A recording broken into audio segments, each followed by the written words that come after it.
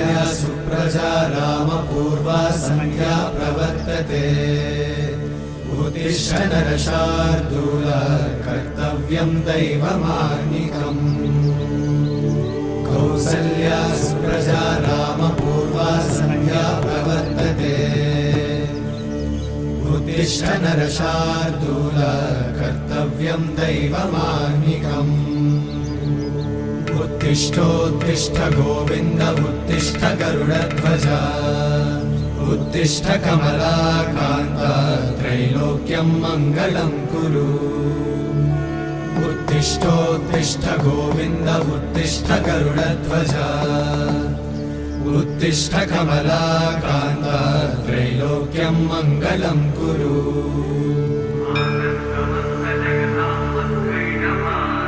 मातः समस्त जगतां मधुकैटभारे वक्षो विहारी मनोहर दिव्यमूर्ते श्रीस्वामी निश्रित जनप्रिय दानशीले श्रीवेङ्कटेश दयिते तव सुप्रभातम्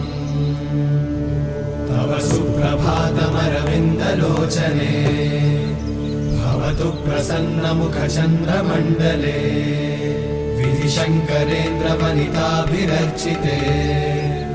वृषशैलनाथ दयिते दयानिधे अत्यादिसप्तऋषयः समुपास्य सन्ध्या आकाश सिन्धु कमलानि मनोहराणि आदाय पादयुगमर्चयितुं प्रपन्ना शेषाद्रिशेखर विभो तव सुप्रभातम् पञ्चाननाब्ज भव षण्मुखवासवाद्या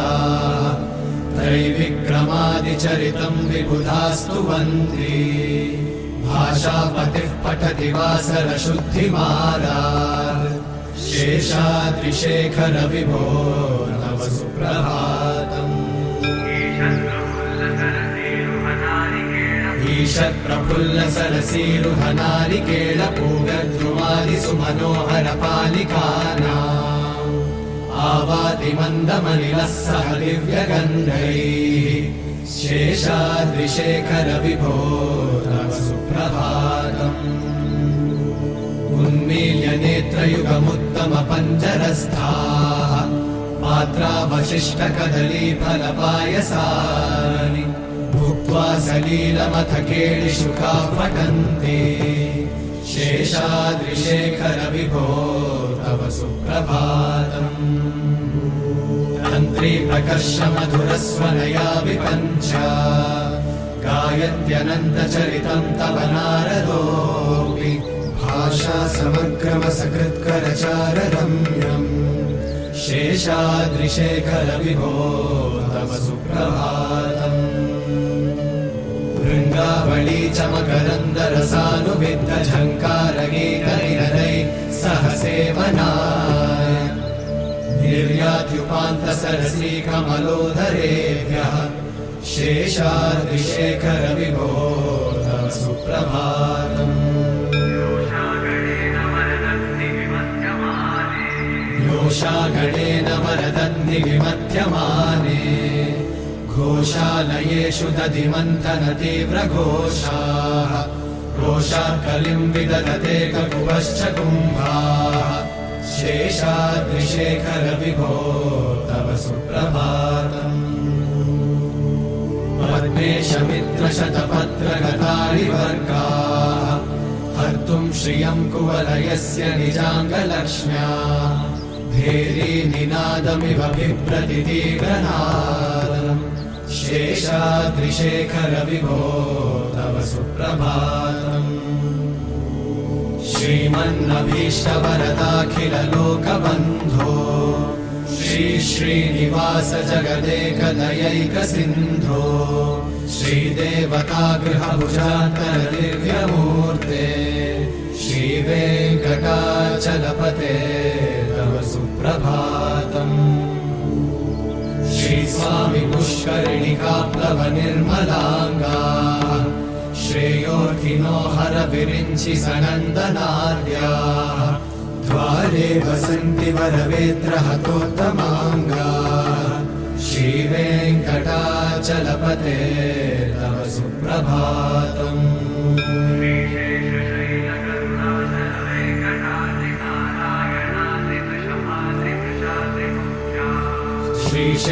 श्रीशेषशैलगरुडाचल वेङ्कटाद्रि नारायणाद्रिवृषभाद्रिवृषाद्रिमुख्या आख्यां त्वदीयवसतेरनिशं वदन्ति श्रीवेङ्कटाचलपते तव सुप्रभातम् सेवा पराशिव सुरेश कृशानुधर्म रक्षोऽम्बुनाथ पवमान धनाधिनाथा अर्धाञ्जलिं प्रविलसन्निज शीर्षदेशाः श्रीवेङ्कटाचलपते तव सुप्रभातम् धाडीषु ते विहगराज मृगाधिराज नागाधिराज गजराज हयाधिराजा स्वस्वाधिकारमहिमाधिकमर्थयन्ते श्रीवेङ्कटाचलपते तव सुप्रभातम् सूर्येन्दुभौमबुधवाक्पतिकाव्यशौरि स्वर्भानुकेतुदिविषत्परिषत्प्रधाना वर्धा सदा सचरमावधिदा सदा सा श्रीवेङ्कटाचलपते तव सुप्रभातम् त्वत्पादधूलिभरितस्फुरितोत्तमाङ्गाः स्वर्गापवर्गनिरपेक्ष निजान्तरङ्गाः कल्पागमाकलनयाकुलतां लभन्ते श्रीवेङ्कटाचलपते तव सुप्रभातम्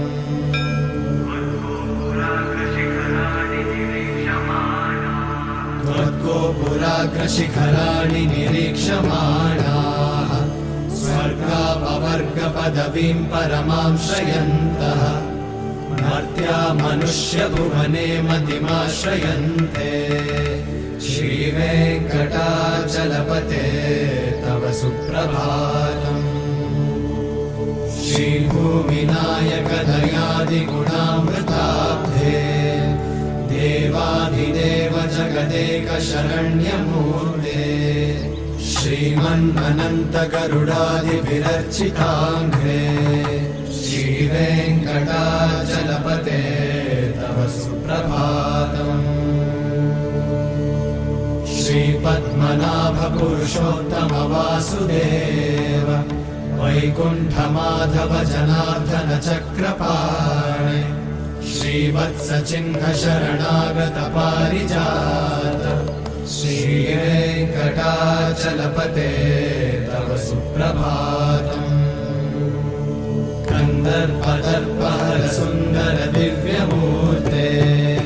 कान्ताकुचाम्बुरुह कुक्मललोलदृष्टे कल्याण निर्मल गुणाकर दिव्यकीर्ते श्रीवेङ्कटाचलपते तव सुप्रभातम्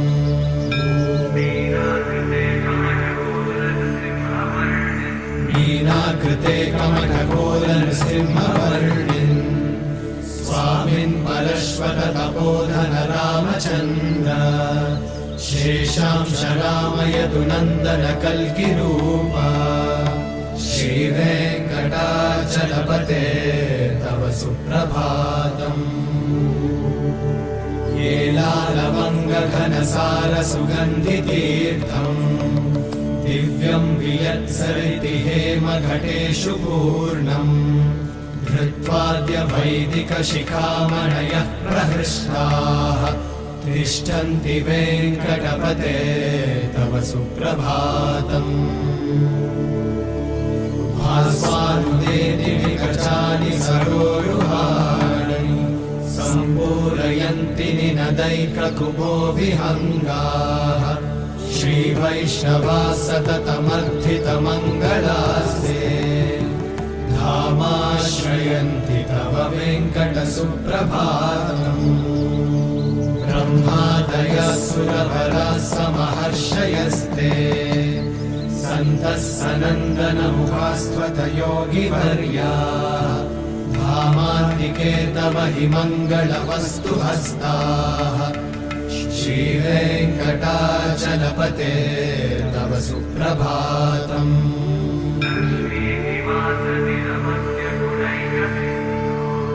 लक्ष्मीनिवास निरवद्य गुणैकसिन्धो संसारसागर समुत्तरणैकसेतो वेदान्त वेद्य निज वैभव भक्त भोग्य श्रीवेङ्कटाचलपते तव सुप्रभातम् लक्ष्मीनिवास निरवद्य गुणैकसिन्धो संसारसागर समुत्तरणैकसेतो वेदान्त वेद्य निज वैभव भक्त भोग्य श्रीवेङ्कटाचलपते तव सुप्रभातम्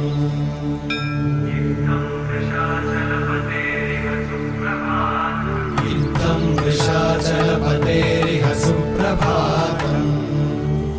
ये मानवः प्रतिदिनं पठितुं प्रवृत्ताः तेषां प्रभातसमये स्मृतिरङ्गभाजा प्रज्ञां परार्थसुलभां परमां प्रसूते इत्थं वृषाचलपतेरिह सुप्रभातम् ये मानवः प्रतिदिनं पठितुं प्रवृत्ताः तेषां प्रभातसमये स्मृतिरङ्गभाजा प्रज्ञां परार्थसुलभा